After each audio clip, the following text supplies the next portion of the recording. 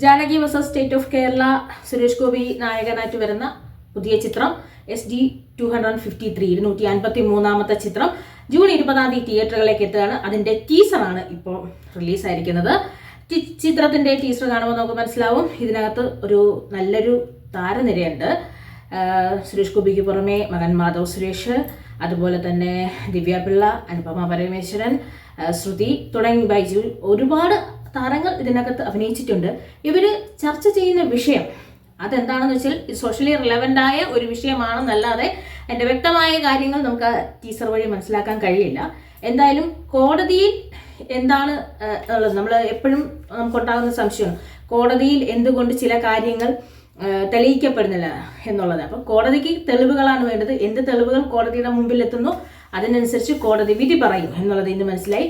പണി കിട്ടിയവർക്ക് തിരിച്ചു പണി കൊടുക്കാൻ ഇറങ്ങുന്ന ഒരു ടീം. അപ്പം ആർക്കൊക്കെ ഇതിൽ എന്തെങ്കിലും ഒക്കെ പ്രശ്നങ്ങളുണ്ടായി ആ പ്രശ്നങ്ങൾക്ക് പരിഹാരവും അതിനകത്ത് തന്നെ ഉണ്ടാവും.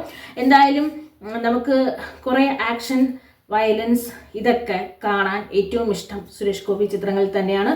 കാരണം അതിന് അതിൻ്റെതായ ഒരു പ്രത്യേകതയും ഉണ്ട്.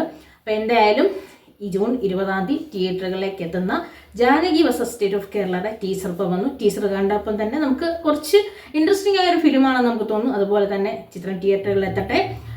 കുറച്ച് ഗരുഡന് ശേഷം വരുന്ന സുരേഷ് ഗോപി ചിത്രമാണ്. എല്ലാവർക്കും നല്ലൊരു ചിത്രമായി കാണുന്നവർക്ക് ചിത്രം ചെയ്തവർക്ക് എല്ലാവർക്കും നല്ലൊരു ചിത്രമായി മാറട്ടെ.